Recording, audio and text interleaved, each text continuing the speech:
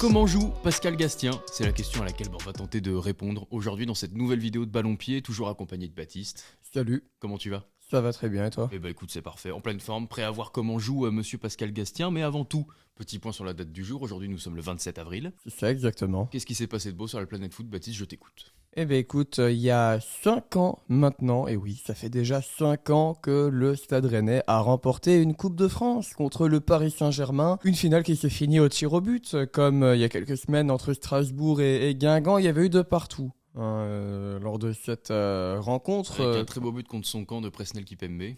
c'est ça, il cherchait peut-être à devenir meilleur buteur du Paris Saint-Germain cette année-là. Ça me rappelle la vidéo du mec qui lui crie « Presnel, meilleur buteur !» Est-ce que tu as des petites anecdotes croustillantes à nous raconter sur Pascal Gastien? Mais écoute, Pascal Gastien, c'est sa dernière année avec Clermont. Dans quelques matchs, il rendra le tablier d'entraîneur, il va prendre sa retraite. Il a la particularité d'avoir toujours amené son fils avec lui dans tous les clubs où il a officié. Et moi, son fils, c'était un peu son bras droit avant qu'il passe le capitanat cette année à Maxime Gonalon. Johan Gastien était le joueur à suivre côté Clermont ces dernières années. Bon, c'est quelqu'un qui est assez râleur sur le banc, on va pas se mentir. S'il y a bien une constante chez Pascal Gastien, c'est toujours...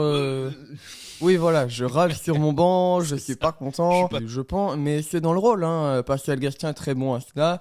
Il est pas beaucoup aimé par les supporters adverses, mais il est au moins aimé par les supporters de Clermont. Donc c'est déjà... oui, c'est le principal. Est-ce que ce serait le moment de passer au tableau, de passer à l'analyse? Eh bien allez, passons à l'analyse. C'est parti. Bon, Pascal Gastien joue donc en 5-4-1, c'est la constante depuis l'année dernière, étant donné que là il a 3 bons défenseurs centraux. Max Coffrier, Alidou Seydou qui joue plutôt à droite et Andy Pelmar, l'ancien de l'OGC Nice et du FC Bâle. À droite il a Mohamed Cham, à gauche il y a Djima Levina, les deux papis de l'équipe si on peut dire, Maxime Gonalon et Johan Gastien, et devant Shamar Nicholson. Bon, on va pas se mentir, en phase défensive, c'est... Hop. Et là, comme en handball, Nicholson, c'est le mec qui fait un peu l'essuie-glace et qui est un peu esselé. J'ai pas plus parce que les phases offensives, c'est du très compact, c'est vraiment de la défense de zone. Quand lui est en difficulté, ça vient ici, Djima Levina, de son poste de piston droit l'année dernière, reprend un poste d'ailier, puisque Mehdi Zéphane tient la baraque, on va pas se mentir, ou Cheikh Oumar Konaté, les deux qui se tirent la bourre à droite. Mohamed Cham qui lui est plus dans ce rôle-là, on a plus un 5-3-2, même si Mohamed Cham participe énormément aux tâches défensives. Pour ce qui est des phases avec ballon, pas beaucoup le cas, cette année, on va pas se mentir. Clermont n'a pas beaucoup le ballon, ça explique malheureusement peut-être cette place au classement où tu peux remonter.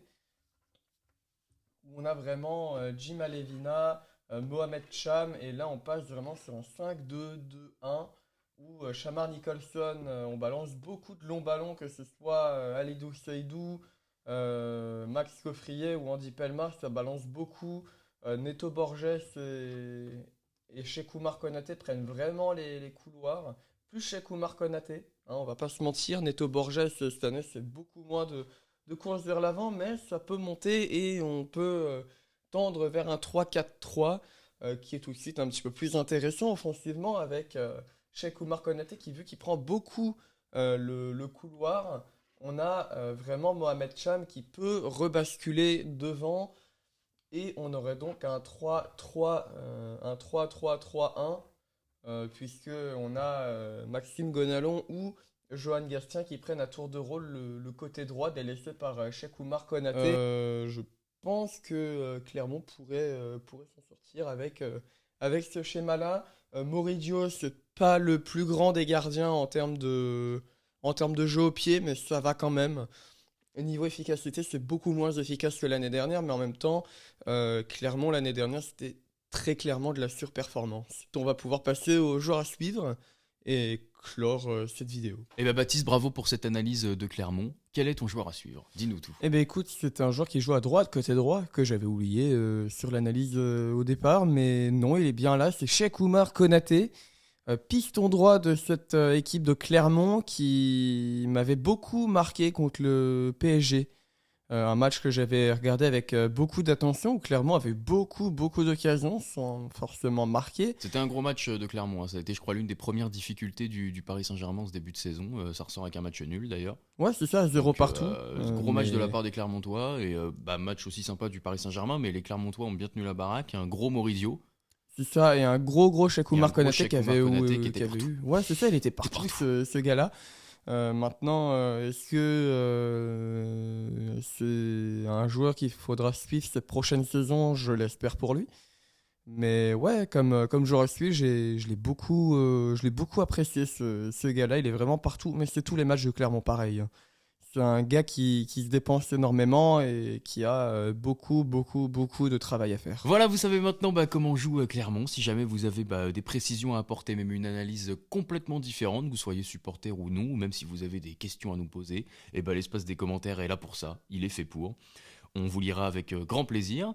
Et puis nous, écoutez, on se donne rendez-vous très prochainement pour écouter une nouvelle analyse sur Ballon Pied. À bientôt, ciao. Salut!